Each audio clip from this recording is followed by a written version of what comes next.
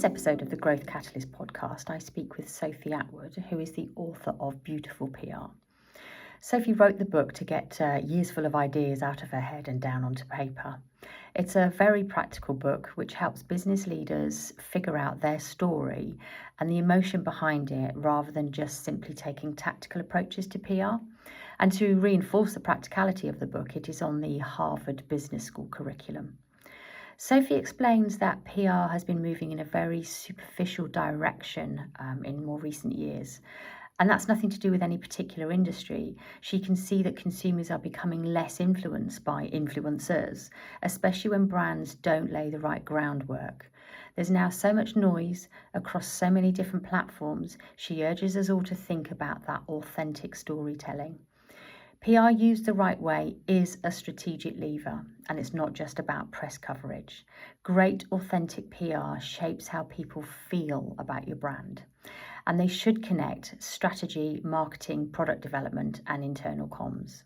Sophie gives great examples as to how brands can uncover their deeper story, purpose, and emotional core. It doesn't matter if you're M&S or a small business. There are things that every single brand can learn and do. She calls it finding the heartbeat, and Attwood sees it as the foundation of all powerful communication. I hope you enjoy. Hi, Sophie. Thanks so much for joining me today. Thank you for having me. Lovely to be here. So I'm going to unpack the power of PR and the power of crafting unique messages. But let's start with PR connoisseur. What does that mean? No idea why that's on the website, to be quite honest with you. It's ended up on them from the branding team. It's not a title that I've kind of attributed to myself and walk around with as a label on me. But I do love PR, and I am very kind of proud of some of the brands and the profiles and the personal brands that we've kind of crafted over the years. But yes, connoisseur is quite a lofty title. I love it. I love it. That's PR, right? So could you give our listeners a brief introduction to yourself and your background? Yeah, absolutely. So my name's Sophie Attwood. I run a PR agency called SA Communications, which launched in 2016. We specialize in medical aesthetics, health, wellness, and beauty. But myself, kind of outside of the agency, I've worked with a kind of myriad of brands supporting the communication strategies across the board on a global scale. Okay, that sounds like some complex and competitive industries that you're involved in there.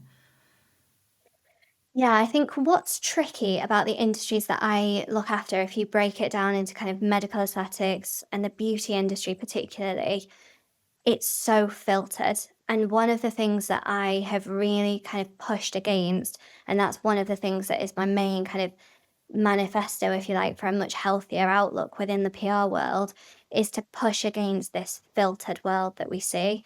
So, people don't buy into the kind of 24-hour influencer support of like hashtag gifted this and the quick fire filtered before and after images flashing up on your screen. They want to go on a much more healthy and authentic journey with a brand that's very emotionally driven and that's much more of a story for them to really buy into. So that's the approach that I've taken, and we really push back against that very stereotypical approach to PR, which is spin doctor, filtered, and just building PR campaigns for the sake of it. Okay, that's interesting. So what would you say that your area of expertise is? So our expertise really is drilling down into creating a story for a brand, and I often refer to it as finding a brand's heartbeat. So that is exactly what I'm trying to do. As a consumer, that's what we want to see all the time. We want to be able to immerse ourselves in a brand and also feel something when we make that consumer purchase or that interaction. So for me, it's about telling the stories that allow a brand to engage with their target demographic in a way that makes them feel that emotion that they want to achieve. Okay, so tapping into emotion, right? That makes sense. What drew you to this area of work? Well, If I actually knew what this line of work would be like, I think that I don't know if I would have actually dared to go into it, if I'm gonna be brutally honest.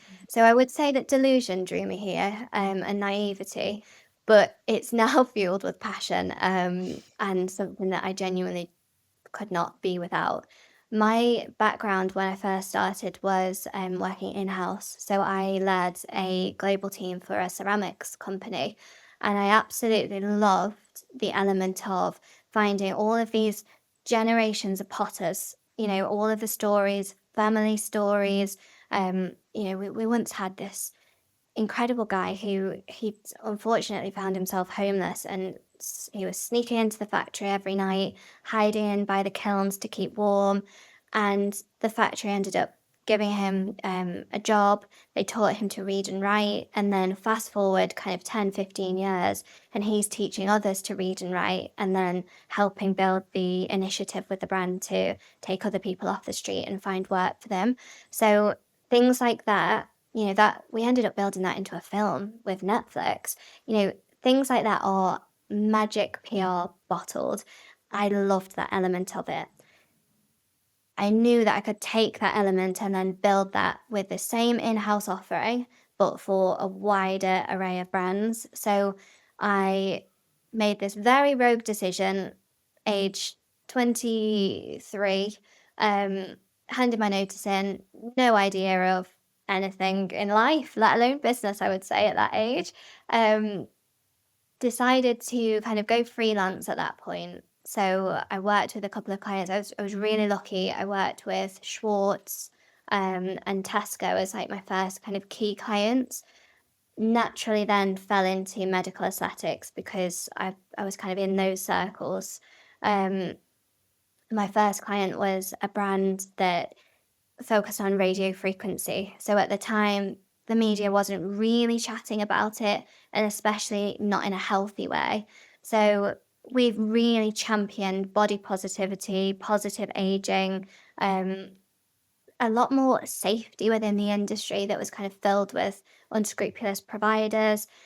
And that then was when I had my moment, which I then try and find for other founders now, is why am I here? This is what I absolutely love, and this is everything that I want to have permeate through our brand as an agency.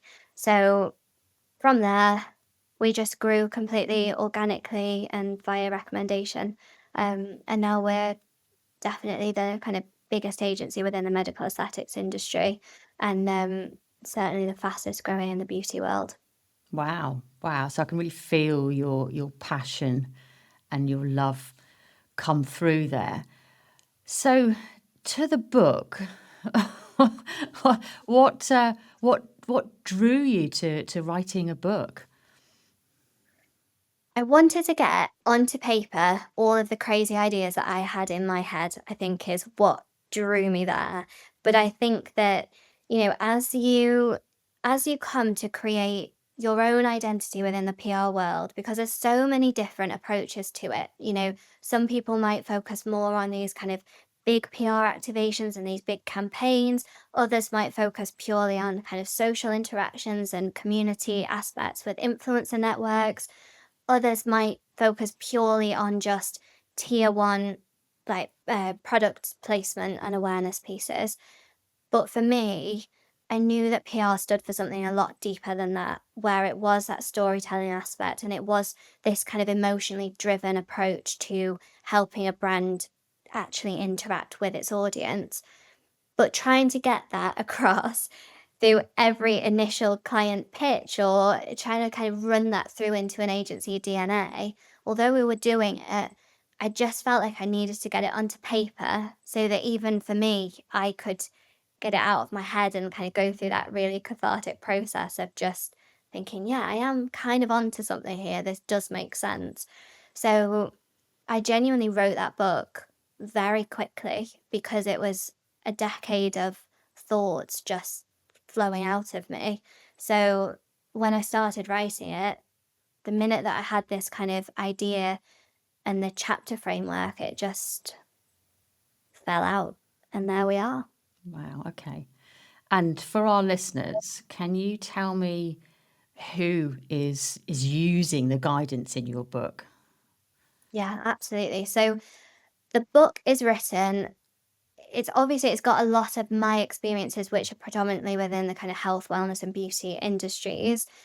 It's written for anyone who is at that point in their business growth where they either need to take a little step back and say, what is our story? Why am I here? Or what's that next point in the journey for me to be able to connect with our audience in a much more, well, just in a much more compelling way that then leads to more of a strengthened and relationship that lasts for longer.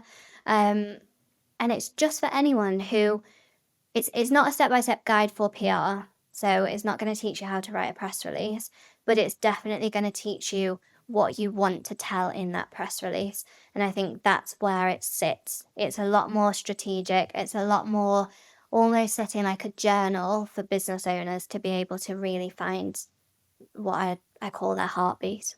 Okay, so obviously it's very impactful. There's lots of stuff that people can learn, and actually that is echoed by. Did you say the Harvard Business School have it on their curriculum, on their reading list? Yeah. Right. So I Um, think that screams volumes in how powerful the book is. So we just kind of want to drill down into, again, for our listeners, the power around sort of crafting these messages for your business and your brand. What core skills and knowledge do you kind of draw on to carry out your craft?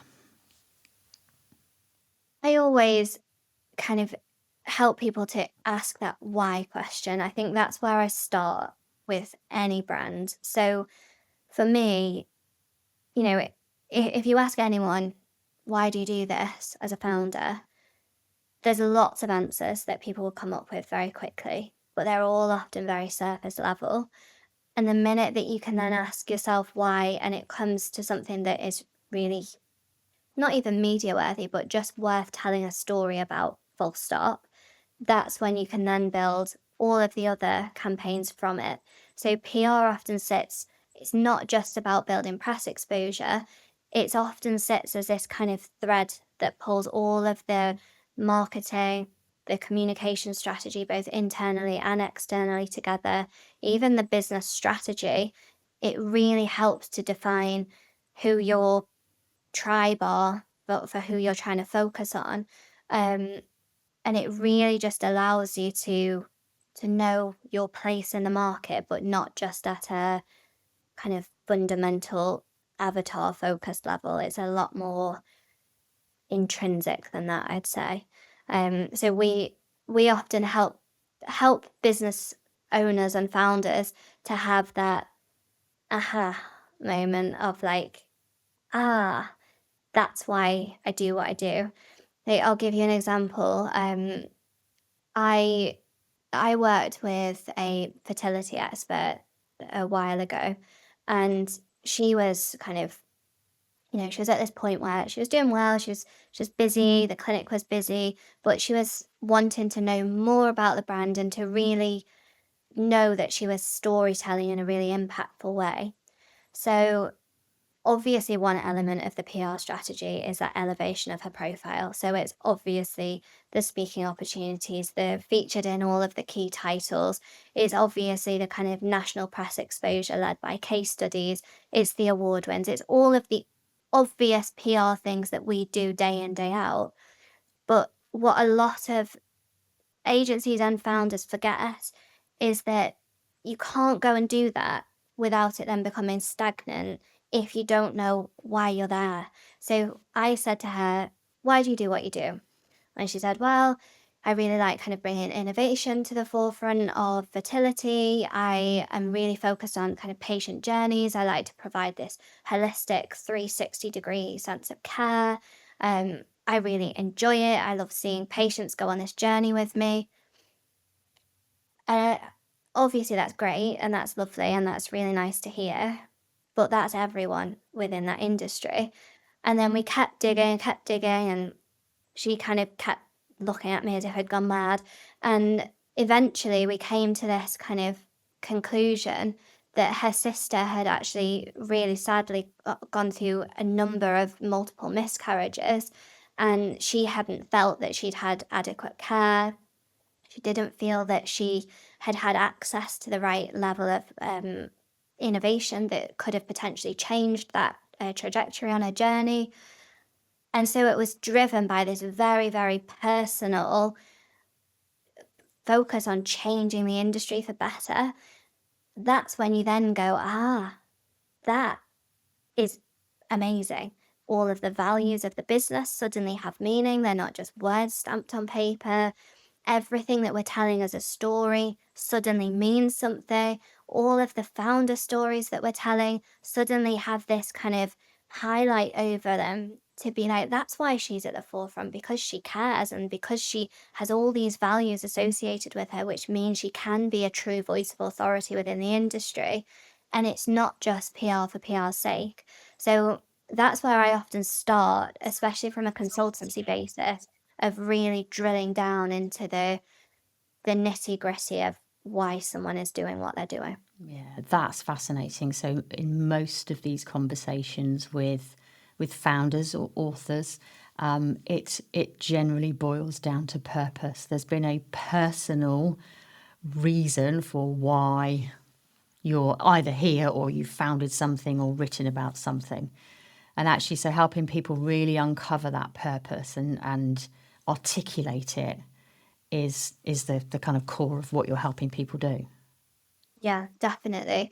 And then I think, as brands develop and they've, maybe their founder is kind of quite removed from the business at this point and the business has been going for maybe, a couple of decades.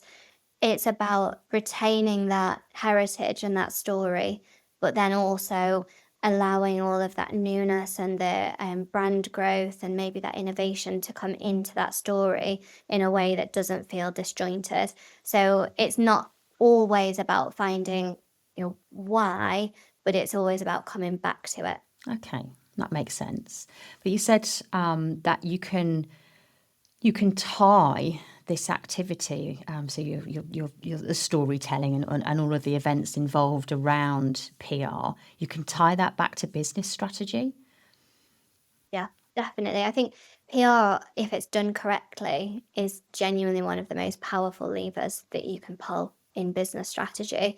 But I also think it's one of um the additions that you can add that people see as just like a kind of switch on, switch off. We'll just do it for a bit of press coverage. We'll collect some logos and that will be enough. I think people forget that PR is very simply how your brand makes people feel. And if that's in a negative way, then everything else is going to be impacted. No amount of ad spend or marketing campaign can change how a brand makes you feel. And that's something that can't be done on a 3-month campaign switched on and off. It's something that runs so much deeper into the brand's DNA. Is that hard to measure, that how you make people feel? Yes, and it's something that I have to fight every single day when clients say to me, "What's the ROI on this feature?" Yeah, I've had some very heated discussions in my time surrounding this because it is tricky. Like you could have 3 features in British Vogue and your sales don't go up. But then if I ran 2 campaigns on an ad spend, one that didn't have in any way a link to Vogue, maybe it's on the website as a bit of a splash against a product, maybe it's a reference from a journalist quoting it as being like, this is the best serum according to British Vogue 2025. If we removed all of those trust markers from the website, would your sales still be the same? No business runs that level of analysis because why would they want to run a risk of not having it? That's what's always really tricky. So if you're featured in the Daily Mail or wherever, you won't see that immediate spike. It's very rare that you will. You might have the odd feature that does, but realistically, you don't then see people go straight to your website and purchase based on a PR feature. What you do find is that your business over time is elevated, it's completely strengthened. Like any level of negativity is just like water to a duck's back because you've got these roots of trust and elevation and authority that any level of negativity just it doesn't impact it. If you didn't have it, which I often cannot prove, if you didn't have it, you you would probably be in a very different situation if there were negative situations on social media or within the media. Okay. Okay, so that kind of leads nicely into the next area. What are the hard things to do? So obviously measuring the emotion and the potential kind of the impact on emotions that your brand storytelling is delivering. What else is hard? Oh, well, from a PR standpoint, obviously, from like us as an agency or as a consultant, you are dealing with things that are out of your control. So a lot of the time, clients are saying, well, where is that feature? We've sent samples to the journalist. The journalist said that they love it. Where's our feature? But those things are completely out of our control. We obviously are having fantastic conversations with the press. We're creating angles that are going to be relevant.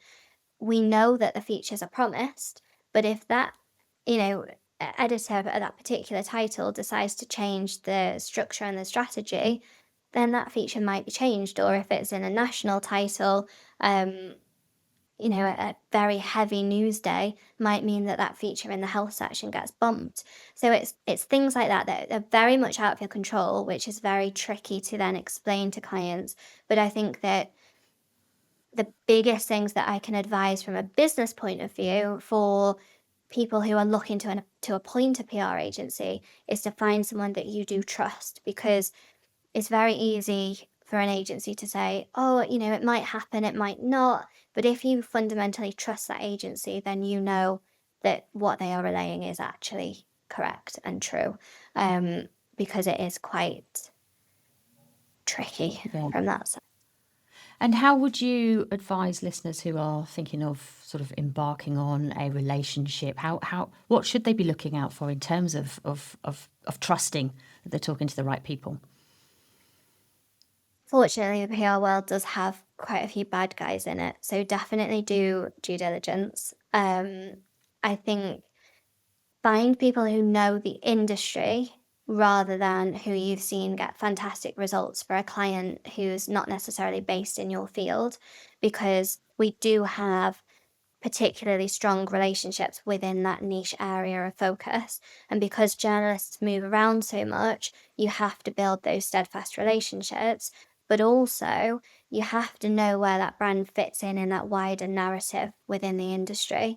So it would be completely tone deaf of me to go out with, I don't know, a message surrounding what I thought was a new launch if it had already been in the media 12 months ago with a different competitor brand. It's things like that that you need to be very aware of, things that are trendy, things that are potentially like dicey waters to get into with conversations. We do a lot with legislation surrounding the medical aesthetics industry. And, we have to be very hot on what's new, what's happened, what's currently legal, what isn't, so that we can then fit our medical voices in as a voice of authority. But if I was an agency specializing in like the automotive industry, there's absolutely no way that I would know where a medical aesthetics brand fitted. So definitely find people who know the industry more so than focusing on the results. Find people who you get on with, because, I more so than anyone know what it's like working from an in-house background. So you've got to have someone who you can potentially just see as an extension of your team. They're not a third party agency. They can't just be briefed quickly and then get on with it they have to know the absolute intricacies surrounding your brand. So you need someone who is going to really understand your business and be able to slot in as an extension of your team. Um, what else? And be wary of people who overpromise, because PR, you can't promise things. Like I had a conversation with a client the other day who said, I want you to confirm that ITV will be with us before December. I just said, I can't do that. That's not physically possible unless I'm going to go and, I don't know, like tie the head of production down and type with their hands that that's on the segment on that show. I can't physically do that. But a lot of PR agencies will say, yeah, no worries, to be able to keep that contract going to then tie them in for longer. It's that side of things. Just make sure that people are being very honest about the results that they can achieve. Yeah. Which makes sense. So that big strong trust marker is expertise. So you are demonstrating that you absolutely know this industry, as well as being able to showcase results by working inside of that industry makes a huge amount of sense. That's where we mostly appoint those relationships, on the back of deep shown expertise. Yeah, it is a minefield though, if you kind of Google PR agencies near me or whatever like that, there's hundreds of agencies out there. So I understand that it's really tricky to find the right one, but just take your time with it. PR is literally your mouthpiece to the external world. It's a very, very important role that you can't take for granted. So you need to find people that you trust. Okay, makes sense. So just think about the current sort of market realities, what's going on out there at the moment. Are there any sort of particular challenges that either you, your business, or your clients are facing right now? Yeah, I'd say one of the biggest ones is how saturated the market is, and also how brands are launching at the drop of a hat. So for a consumer, it's a very noisy world. And then for brands, it's how do you not only get a consumer's attention in the first instance, but it's how do you bring them in to be fully invested in that brand journey and also to trust you to go on what is essentially a very emotionally charged journey. Skincare, you're dealing with a lot of emotions often with various different kind of life stages or various skin concerns. Supplements, that's a dicey area because there's again a lot of kind of unscrupulous brands there that maybe make claims that aren't necessarily true. Um, Supplements, no one really understands what's necessary and what isn't. No one really knows what to take and when. So that's a very tricky industry to navigate as a brand. But it always comes back to, you can have the best TikTok strategy in the world, but if you're not educating your consumer, you're not allowing them into your brand story, you're not allowing them to kind of feel trust towards you, then they're not, at most they're going to make one impulsive TikTok shop purchase, but they're never really going to actually go on that full journey with you, particularly if you've got a high price point of a product. Okay, that makes sense. So if you had 10, 15 minutes with a CEO or a business leader, obviously this is the Growth Catalyst podcast, what would you like to share with them, get them to learn that they could possibly go and find out or even implement into their business on Monday morning? I think I would love to know their own personal branding strategy. I think that that's really key. People often forget about it, but your personal brand is literally your brand. So people forget that and they either put it to the back burner or they're not aware really of what they're putting out on socials. They don't have a really clear strategy, but they'll have the best marketing plan in the world. That's something that you can very easily take away, make some quick changes, and implement something that's going to see a great return of investment for the brand. Um, I think from a PR standpoint, I would love to kind of drill down into what do they want to be known for and what steps are they currently taking within their PR strategy to get them there. So, for instance, the quantity is never better than quality. Like, I'd rather for, I don't know, a key facial that costs £6,000, you're not going to be putting that into Take a Break magazine or The Sun or The Mirror because your target consumers are just not going to be impacted by that story other than shock, horror, and probably anger. your audience is going to be in Tatler's Cosmetic Surgery Guide or Harper's Bazaar or the Times Looks or Financial Times How to Spend It. It's about really knowing where you belong as a brand and understanding if they're doing PR for PR's sake, or are they actually being really strategic with those placements? And then with those PR placements, are they then leveraging them in a way that really brings a return of investment for that brand? So it's all well and good being featured in the title, but what are they doing then to leverage that and to be able to make use of it for that target audience? Is it feeding through into their ad strategy, onto the website, into their e-shots? Is it forming more of a strategy for the next season of growth? Is it helping with their MPD calendar? Is it helping with their kind of internal communication strategy? There's so many layers to it that often people just think, oh, we're featured in Vogue, I'll put it on the website as featured in Bob's Your Uncle. But that's not even the starting point. Can I just check for our listeners, the MPD calendar? What does that mean? So any kind of new product development, Right. so Right. anything that they have planned, you know, if they've had, I don't know, a huge level of positive press exposure surrounding one element of their particular product portfolio, they need to be listening to that level of media exposure or paying attention to the level of the product portfolio that hasn't had that media exposure to make sure that there's then not just this kind of launch into this void of silence. Yeah. Okay, that makes sense. Thank you. And I've had lots of conversations with business leaders who talk a lot about thought leadership. I think with just so much jostling for attention, as you say, with all the different channels and all the different types of content. Do you have any tips on how businesses could kind of set themselves up to start on and embark on a thought leadership journey? I think if they've not done anything, do something would be one key thing. It doesn't matter where you start, you've got to just have the confidence to step into the spotlight a little bit.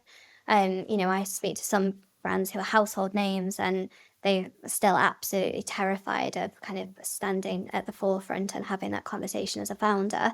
So definitely it is important and it is a priority for you to get that confidence to go and speak and to talk about your business and the passion that you have. But then I think it is overwhelming. I get it. There's loads of different opportunities. But in the same way as you would approach your PR strategy for the media exposure for the products within the brand or the services, take that same approach with your personal brand. Once you've really nailed who you are and what you stand for, find the outlets, the opportunities, the podcasts, the award entries, the networking opportunities. Say no to things that don't align with your values.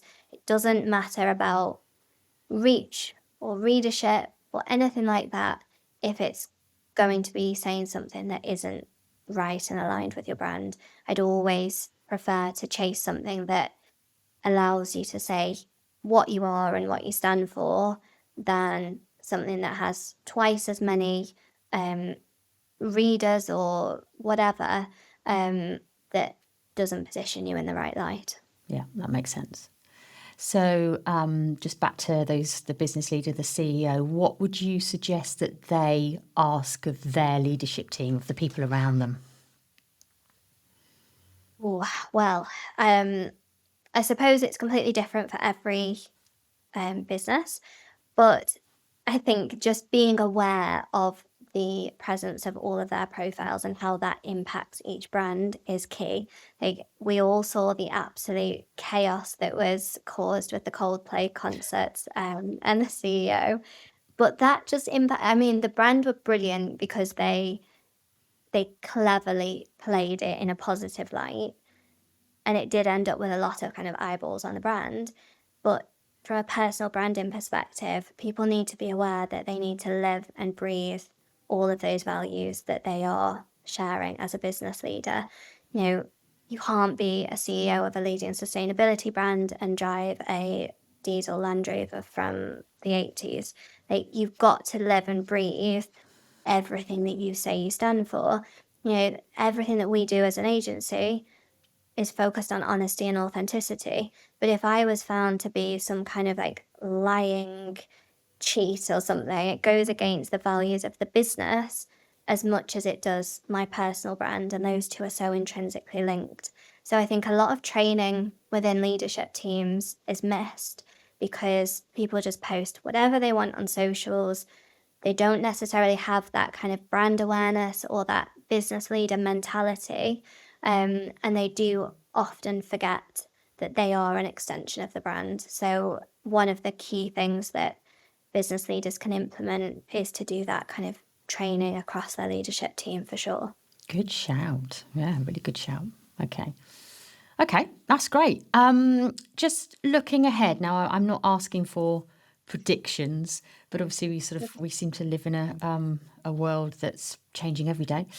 And I'm sure your industry is ahead of the curve in terms of fast moving. Do you have any guidance for our listeners over what they could be doing to prepare or even think about over the next 12 months? Well, I mean, from our side, we've been very aware of the impact of AI with searching online, which has meant that there's a greater demand than ever before for press features and for relevant kind of educational pieces within the media. So, where does ChatGPT or AI get the information from? It is the media, not TikTok. So if you're focusing none of your efforts on thought leadership pieces for the brand, then you will be kind of cut out of those search tools on ChatGPT when someone asks, find me the best restaurant in London offering this. If you focus purely on socials, you're going to be cut out of those recommendation features. So we're definitely seeing a huge shift towards a lot more, not traditional journalism, but journalism that's focused on education and information for its readers. Um, I think everything is just speeding up. Everyone is focusing on kind of fast fire purchases via TikTok Shop. And I do genuinely think that that will kind of run and run and run. And then it will become full circle where people are wanting that experiential and that immersive experience with a brand again. I think we'll get tired of quickly buying a fragrance on TikTok based on a number of influencer and UGC content reviews, and we'll want to go back to maybe a retail and bricks and mortar experience to be able to engage with that brand and its brand journey. So I think brands just need to really focus on their relationship with a consumer, because wherever it goes, whether it's socials or whether it's into that more kind of organic experience with a brand, they still need to be able to tell that story. So I think focusing on education, voice of authority pieces, and storytelling would hopefully help them to plan for any eventuality in the future. Yeah, that makes sense because storytelling, we've always done it. That's what we do as a species, right? We've always sat around the fire and told stories. So that's not going to go away anytime soon. It does feel like that sometimes when you're in this kind of abyss on social media, though. I think stories are being told differently, and I think that viewers and audiences are engaging with that kind of storytelling in a completely different way. I also think that there's a lot of different demographics. So, sorry, brands are having to cater to a lot of very different demographics now. So, say if you, even if you look at Marks and Spencer, like, you know, back even 3 or 5 years ago, it was very clear on its audience, and it wasn't having to shift and change, and it wasn't having to even have that much of a kind of focus on social media. it had a very clear brand voice, but it also knew its audience and it didn't deviate. Now it's having to cater to Gen Alpha, Gen Z, the millennials of us all. We're having to really hear that brand story and that brand voice come from M&S. They're having to engage with various different influencer partnerships to bring in a new audience into the brand. They've been very clever in partnering with kind of up and coming designers, key celebrity partnerships that aren't then just kind of confined to an airbrushed picture on the wall. They're now very much alive on socials, which is then allowing them to engage with a completely different audience. And I mean, I am very much team M&S. I think that they've done a stellar job in building their PR campaign, and it's something that a lot of brands can learn some key lessons from. I think, yeah, I was going to sort of try and maybe dig a little deeper into that. So our listeners, they're usually small, medium businesses, sort of 50 to 500 employees, staff. What is it that they can learn from these big brands? Because I think quite often it feels unreachable. You talk about M&S and, you know, the massive budgets that they've got and the big teams and the approaches. I think on the plus side, there's some great technology around which makes it more accessible for SMBs. But how do they sort of make that leap from understanding what you can learn from M&S to actually implementing it yourself when it could just feel so overwhelming? Yeah, I get that. I think the premise for everything is the same, regardless of what size of business you are. So you look at M&S, they know their audience. They know that they had to deviate to be able to stand the test of time and to grow into new markets. So then they thought, right, okay, what's the bridge between us as who we were, I guess, and who we are in our kind of heritage. And then they've gone, right, how can we align these new things, but never lose sight of who we are? And that's something that people often make the mistake of, is that they'll run with this wild TikTok strategy and then they'll be kind of focusing on something completely different. And there's no synergy between the two. So you can definitely take away the fact that you've got to have that foundation of a story and who you are before you then tailor it to each demographic. Definitely take the brand voice lesson from them. You know, they are beyond playful with their storytelling. You know, the fact that they partnered with Mark Wright and Spencer Matthews, you know, that is, it's funny to any audience, even if you don't necessarily follow or engage with either Mark or Spencer. You've obviously accessed all of their audience. They've been able to kind of make it cool, but then they've also been able to kind of allow that story and that joke to permeate through into an audience who might not necessarily know who Mark Wright and Spencer Matthews are. It's just not alienating with everything that they've done. You don't feel at any demographic that you are cut out from that brand story. It's very inclusive, and that's who they are. But then some brands, they don't try to do that. Like, I sat down with the founder of Neon, Nicola Elliott, a few weeks ago, and she said to me that, you know, they are not trying to be a luxury candle and fragrance brand. They are trying to be the candle that you're feeling absolutely terrible on a Tuesday night, the weather's terrible, you light that candle. They are trying to be a friendly face or something that makes you just feel good about yourself and accessible. They're not trying to be hugely extravagant and that you put on your mantelpiece and never light. They're not trying to be anything like that. They're just trying to be a friendly product that's there and that evokes feelings of home and of warmth and of happiness. And that's why they've then built all of their fragrances in line with emotions. So they'll have like the happiness scent rather than focusing on the elements of that fragrance, which tell that story. Which you could unpick that for hours and hours and hours, but the fundamentals of it are that they know their tribe, they know who they are in the marketplace, and they know that their story is working and they're building on it rather than trying to get into a completely different lane and run the two completely separately. Okay, that makes sense. So there's an element of experimentation here. Is that a forgivable thing to do in PR? Can you go and experiment? I think you can definitely experiment, but I think that you've always got to know where that experiment sits within your broader strategy. If it doesn't, it will just feel completely cold, and your current audience will just not be able to resonate with it whatsoever.